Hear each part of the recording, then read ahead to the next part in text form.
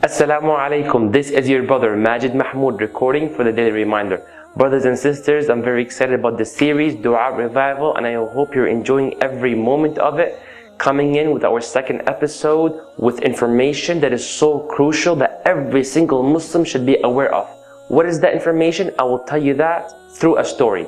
In one of the cities that I lived in, there was a brother who was so committed to coming to the masjid. It was unbelievable. MashaAllah, tabarakallah. He's always in the first row, not second, not third, always in the first row. He always makes it to the masjid regardless of the weather. Tornado, blizzard, thunderstorm, he's always there. MashaAllah, tabarakallah. What makes it even more interesting is that he does not have a car. He does not use like a bus pass to go to the masjid, and he doesn't even have a bike or a scooter. He simply walks there.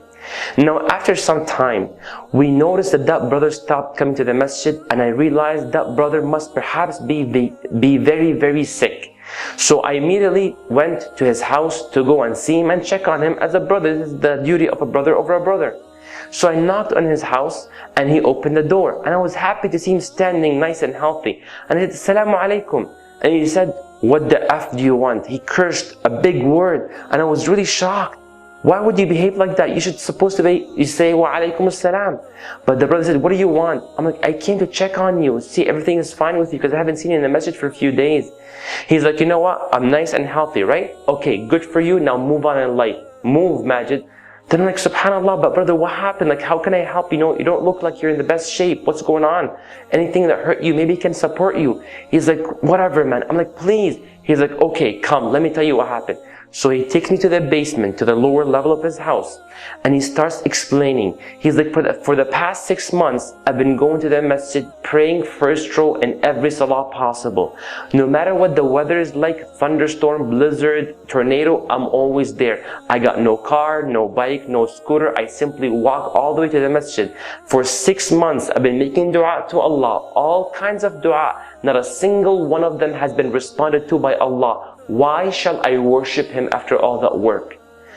I was so shocked to hear this. I was really sad to hear this, and I told him, brother, haven't you heard of the hadith of Rasulullah sallallahu alaihi wasallam, when he said that whenever a Muslim makes dua to Allah subhanahu wa ta'ala, one of 3 things happen? He's like, what? I'm like, when you make dua to Allah subhanahu wa ta'ala, number 1, Allah would make that dua which He asked for actually come to reality. So if you're always making dua to Allah, Ya Allah, please help cure my friend who's very sick. Number 1, Allah will cure your friend who is sick because of your dua. Your dua is risen, and Allah brings the cure down to your friend or your brother.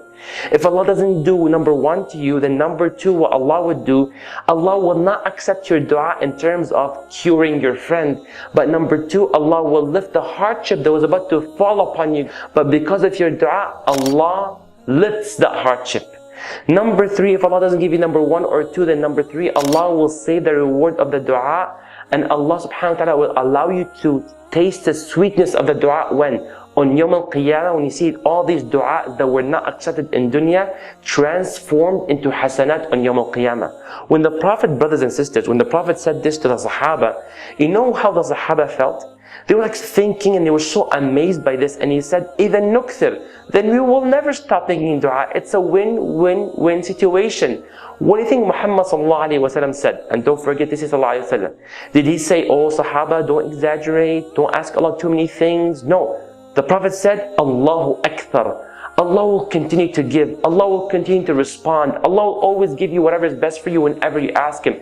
And you just keep asking, and Allah loves it. Allahu Akbar. So this is our attitude. From now on, you make dua to Allah subhanahu wa ta'ala, and you know it's done, it's over. Allah will respond to it. How? Which one of the 3? Allahu A'lam. Okay, which one of the 3 is the best thing? The best one out of the 3 is whatever Allah sees is best for you. Barakallah feekum. I hope this was of a great benefit. Please make sure you share this with your friends and family. Inspire dua revival. Take the dua, the act of worship to the next level. Feel free to like the video. Click here to subscribe to my personal YouTube channel. But once again, what's most important is for you to share this video with your friends and family. Barakallah feekum. Wassalamu alaikum wa rahmatullahi wa barakatuh.